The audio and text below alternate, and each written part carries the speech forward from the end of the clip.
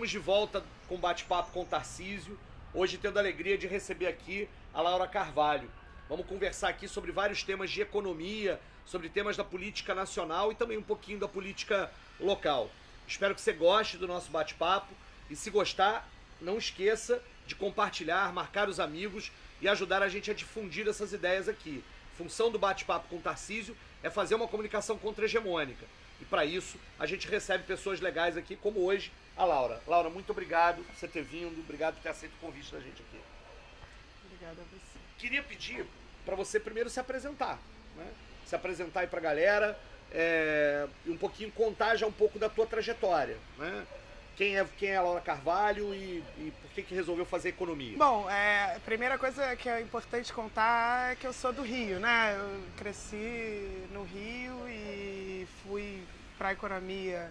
Tinha essa coisa aí vem aquela resposta típica de todo mundo que faz economia. Eu gostava de matemática e eu gostava de história, né? Sim. Enfim, não fujo muito dessa regra. E aí cursei o mestrado também na FRJ, então só fui sair do Rio no final do mestrado, aí já com 24 anos, fui fazer o doutorado nos Estados Unidos, em Nova York, num lugar que é o centro talvez mais progressista das escolas de economia americanas ou do mundo, destoa muito, que é um lugar que chama New School for Social Research. E eu cheguei lá na crise, eu cheguei em 2008, a crise estourou um mês depois, né? Então eu estava em Nova York, no olho do furacão, e eu acho que foi aí que eu fui indo mais para macroeconomia, porque antes eu estudava algumas coisas mais ligadas à indústria nacional e tal, e aí eu estava naquele momento, naquele lugar. Eu acho que essa conjunção de fatores me levou para o estudo de alguns temas que depois, na volta ao Brasil, acho que vão se tornando cada vez mais relevantes, porque a gente sempre vem com um certo atraso em debates que a gente acha que já estão superados lá fora, a gente resolve adotar as coisas erradas aqui, né? Qual é o tema da tua tese de doutorado? Minha tese de doutorado é sobre política fiscal e crescimento econômico. Então, assim, 2/3 da tese, eu diria, são justamente sobre efeitos da austeridade no próprio crescimento econômico e, a partir daí, na trajetória da dívida pública. São estudos empíricos disso para vários países do mundo, incluindo o Brasil. Uma outra parte tem a ver com desequilíbrios globais, comerciais, etc., que também foi um tema que surgiu bastante pós-crise de 2008, né? Como é que a gente tem um sistema em que tem países na Europa, na periferia europeia, que estão sempre devendo para os outros países e, ao mesmo tempo... Enfim, essas questões eu trabalhei. Laura, a gente, no senso comum, e a grande mídia e tal, hoje é comum que as pessoas culpem tudo que está acontecendo de ruim por conta da crise. A crise isso, a crise aquilo... a crise é a grande desculpa para todas as medidas impopulares, para todas as políticas públicas regressivas, para toda a retirada de direitos. Explica pra gente, que crise é essa? Realmente não é a primeira vez, sempre que tem uma crise econômica. Já tem o livro Doutrina de Choque, da Naomi Klein, que é isso, quando a população está meio distraída, porque tem um problema acontecendo, é aí que vem uma oportunidade para se limitar à democracia de diferentes maneiras, sob esse véu da técnica, do não há alternativas, né?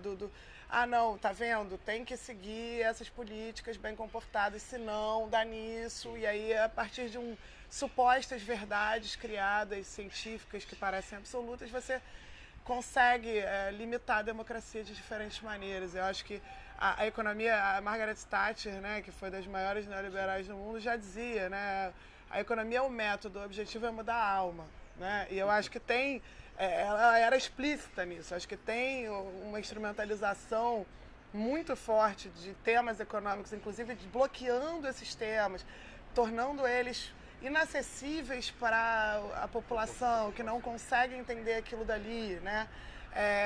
Para criar oportunidade para fazer retrocessos de diferentes maneiras e travar o jogo democrático, né? É curioso, né? Porque de um lado naturaliza, a crise, dá como um dado, ou o mercado, né? Vira uma pessoa com humores, a crise é isso. e de outro lado torna inacessível, porque nunca explica. Nunca a explica. crise é um dado da natureza. Não, e aí explica também usando mitos, né? Do tipo esse. Não, o que houve? Houve uma gastança, houve uma responsabilidade fiscal desde o início, porque qualquer tentativa de se distribuir renda, de se ter qualquer tipo de intervenção do Estado na economia, isso tudo está fadado ao fracasso. Então tá claro, foi isso, temos que voltar para outro modelo. Aí você vai olhar para os dados, né? O que acontece? Bom, primeiro, você tem períodos diferentes na política econômica brasileira, mesmo nesses últimos 10 anos, né? Então, entre 2006 e 2010 era um modelo mais baseado em investimento público, sim, era um modelo baseado também na inclusão no mercado de consumo, claro, de uma parcela que antigamente estava excluída, e isso foi dinamizando o mercado interno, inclusive fortalecendo um processo de redução da desigualdade via mercado de trabalho. Então, os salários dos trabalhadores menos escolarizados cresceram em relação ao salário dos trabalhadores médios, e isso, por sua vez, foi gerando mais dinamismo no mercado interno, etc. E chegamos a um auge, claro, teve aí no meio a crise de 2008, saímos rápido dela, até pela resiliência desse mercado interno e desse modelo, porque todo o plano de investimento público já é anterior à crise. O Brasil teve uma vantagem em relação a outros países que tiveram que desenhar políticas de estímulo.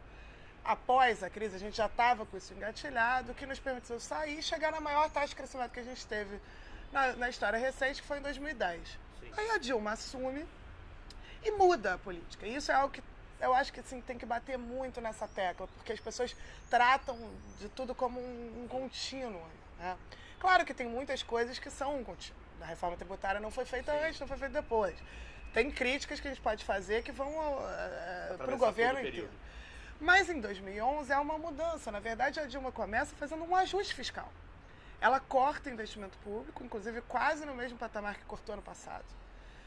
Ela aumenta o superávit primário, que é aquela economia que o governo faz para pagar juros, em 1% do PIB, então maior ajuste, assim, na prática, que você vê na série recente.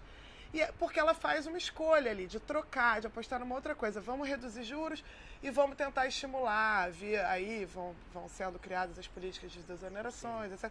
Vamos tentar estimular de outras maneiras o setor privado para investir, né? E ao mesmo tempo, enfim, com outras mudanças e tal, a ideia era deixar levar o dólar um pouco mais para cima, para as empresas brasileiras serem mais competitivas lá fora, etc. Aí tem uma discussão sobre por que dá errado. Assim, eu fazia parte dos economistas que já não achavam que essa agenda, que aliás eu chamo de agenda Fiesp, porque o que chamam de a nova matriz econômica e chamam de a esquerda ou a esquerda heterodoxa, né? Porque os economistas têm essa coisa, os economistas ortodoxos, heterodoxos. Na verdade, é um espantalho criado porque nunca foi de esquerda, em nenhum lugar do mundo, políticas de incentivo via redução de imposto. Aliás, isso é o que está definindo a diferença da campanha do Trump para a campanha da Hillary nos Estados Unidos, entendeu? É o que chamavam de trickle-down economics, essa ideia de que quem cria emprego é o empresário, então vamos reduzir imposto para o empresário, aumentar o lucro do empresário, porque aí ele vai gerar empregos, etc. Esse negócio nunca foi esquerda. Nunca.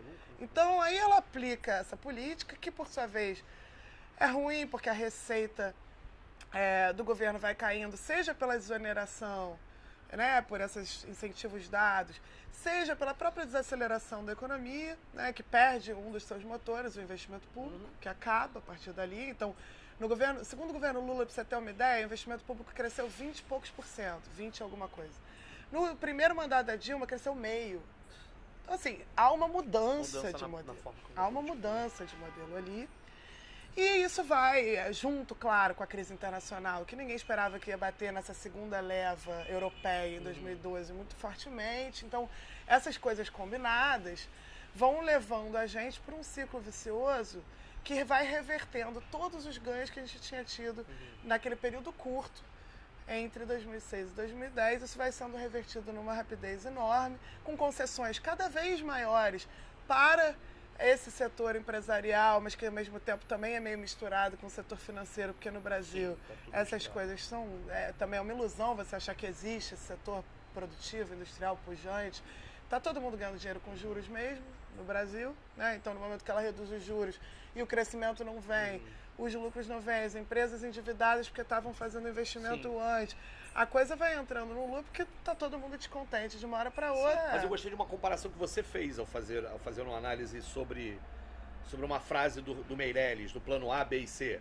A ideia dele, ele chega e diz assim, não, olha, as nossas prioridades são assim, a gente primeiro, plano A é cortar despesa, plano B é privatizações, plano C é aumentar imposto, né? Ele fala quais são os caminhos, as prioridades para resolver o problema fiscal, né? E aí, se você pega o orçamento da família, é uma verdadeira inversão do que uma família faria, porque uma família em crise, o exemplo que eu dei é, jamais a primeira coisa que você vai fazer é tirar o filho da escola, cortar idas ao médico, para depois começar a vender tudo que tem na casa, né, o sofá, a geladeira, etc., só para então você pedir do filho mais velho que está comprando um carro novo para não comprar o carro novo e dar uma ajudinha, né? Só como último elemento, né? Já que é para ser demagogo, eu também sei, né? Vamos pensar esses exemplos. Né? Mas, Laura, a gente estava falando aí dessa questão do ajuste fiscal da Dilma, né? 2015. A gente agora está diante de um novo ajuste fiscal, do ajuste fiscal do Temer. E aí inclui uma série de políticas, inclusive de retirada de direitos, reforma trabalhista, reforma da Previdência. Isso é saída para a crise? Como é que é isso? Que é de novo o mesmo tipo de discurso, né? Nesse caso tem um elemento de continuidade, isso é saída para a crise. Então, o governo Temer é curioso porque ele é muito contraditório, né? Porque ao mesmo tempo em que ele está vendendo a ideia de que fará esse ajuste de longo prazo, então ele passou... Agora o discurso mudou um pouco. Antes era assim, tem que fazer ajuste agora, o mais rápido possível, cortar tudo, etc. A Dilma foi lá, cortou quase 40% dos investimentos públicos no ano passado. As pessoas falam que não teve ajuste, foi um corte brutal, porque se você tira a taxa das despedaladas, que é o pagamento do governo de volta para os bancos públicos, se você tira isso, na verdade, o ano passado teve um corte de quase 4% de despesa efetiva real. O Temer, por sua vez, chega com a base no Congresso, então manda o projeto, uma previsão de déficit fiscal para 2016 e 2017 muito mais frouxa. Então, por um lado, ele obviamente está pagando os sócios do golpe parlamentar, né, em todas as suas esferas, governadores, ministérios, ficou muito mais relaxado, é o que eu estou chamando de keynesianismo fisiológico, porque também não é assim um déficit fiscal para aumentar emprego, para fazer investimento, para fazer programa social, não, é um déficit fiscal meio por fisiologismo mesmo, né? Por outro lado, ele vende aquela ideia do vou fazer para o longo prazo, né? E aí o mercado compra essa ideia, você vê os analistas todos, não, então tá bom, vamos fazer para o longo prazo, até o Banco Central, na penúltima ata, em que não reduz a taxa de juros, ele praticamente coloca ali claramente, olha, só vamos reduzir a taxa de juros quando fizer a reforma da Previdência, as reformas de longo prazo, então é um negócio impressionante, porque antigamente se criticava a atuação política do Banco Central e agora, assim, a própria analista, a Miriam Leitão, coloca lá, Banco Central pressiona o governo Temer para fazer as reformas. Ou seja, ficou explícito que o Banco Central está dentro da luta pela definição do rumo da política econômica. É uma luta política. E aí, eu acho que, assim, tem essa ideia vem de um outro mito, né? Além desse mito da gastança, quando você vai ver, não é gastança, é queda de receita. Tem um outro mito muito recorrente, que é esse mito da confiança, né? Que o Krugman lá nos Estados Unidos chama de a fadinha da confiança, porque é quase uma coisa mística. De uma hora para outra, a fadinha da confiança deve ter feito um MBA, entendeu? Ela sabe o que é o certinho, ela lê o manual de introdução à economia, e aí ela vem com... vai vir, né? Você faz as coisas bonitinhas, ela aparece, aí a confiança, por sua vez, traz os investimentos, resolve tudo, etc. Essa ideia, gente, eu acho que está muito claro nos últimos anos. Se você olha para as previsões que o FMI fazia, do quanto ia crescer as economias a partir das políticas de reformas estruturais, esse mesmo tipo de política feito em vários países, porque isso é geral, esse diagnóstico. E aí você vai vendo as previsões sendo frustradas, até que o próprio FMI vem e diz assim, olha, acho que a gente estava subestimando o efeito do ajuste fiscal, que acaba sendo muito pior e muito mais contracionista. E aí os próprios pesquisadores do FMI abandonam esse paradigma. Quer dizer, a gente está caindo nessa mesma história. O Macri na Argentina está há 9 meses fazendo reforma estrutural e se ferrando, né? A inflação subindo, uma série de problemas, o crescimento não vem. E aqui no Brasil, nada indica que seja o contrário. É claro que saiu um bode da sala, no sentido de que, assim, a política de ajuste do ano passado foi extremamente brutal. A gente teve também um reajuste de preços, né, desses preços controlados pelo governo, combustíveis, energia, etc., de uma vez só, muito brutal, que gerou uma inflação e tal. Isso tudo junto com um problema de alta do dólar que vem lá de fora, que aconteceu em todos os países que exportam petróleo e minério de ferro, etc. Isso tudo junto com a Lava Jato, junto com a crise política, estava tão pesado, atravancando tudo, que até pode ser que ao tirar esse bode da sala, você tenha não antes, mas assim, que você tenha pelo menos uma queda menos rápida, né? Esse ano vai ser quase igual ao do ano passado, mas ano que vem uma estagnação, algo desse tipo, né? Também não é muito difícil quando você está no fundo do poço, fazendo políticas que cavam o poço, cavam o fundo do poço, você para de cavar, você dá uma parada, né? Agora, essa ideia de que essas reformas vão resolver alguma coisa e vão trazer essa confiança, isso eu realmente não acredito. E o que é pior, né, essas ideias são vendidas como a única alternativa e, na verdade, quando você vai enxergar, elas não são exatamente o nosso problema, né? Elas são a consequência, inclusive, né? A própria coisa da Previdência, você vai olhar. Claro que você está numa crise, desemprego, as contribuições caem, etc, que inclusive você ajudou a provocar. Aí você fala, olha, gravíssimo esse problema, né? Além de outras questões, porque, enfim, Previdência Rural é algo como saúde pública e educação pública. É uma coisa, social, uma decisão um cálculo econômico, da sociedade de fazer. Os economistas, eles têm que se preocupar, na minha opinião, em mostrar como fazer as decisões da sociedade. E não em se contrapor às decisões da sociedade. É isso que eu acho que tem uma confusão enorme aí. Né? Não, é muito engraçado como a gente discute agora aqui no município do Rio, no meio desse cenário eleitoral, a discussão inclusive da crise do Prev Rio, que é o Fundo de Previdência, e quando a gente discute, por exemplo, que uma das causas da crise do Fundo de Previdência é o fato de terem passado toda a questão da saúde para as organizações sociais, para as OS, e portanto caindo muito a questão das contribuições ao fundo, e a galera acha que isso não tem nada a ver, mas é óbvio que é isso, né? O fundo está em crise, você pegou uma parcela enorme do funcionalismo, passou para contribuir para o caixa do INSS e o Prev Rio começa a ter crise. E a crise não é porque está gastando muito, é porque está recebendo de menos. Então assim termina a primeira parte do bate-papo com o Tarcísio, hoje recebendo a Laura Carvalho. E como você sabe, você que já está acostumado, semana que vem tem mais. Não perca a segunda parte do bate-papo com o Tarcísio com Laura Carvalho. E se gostar, compartilha. Até lá!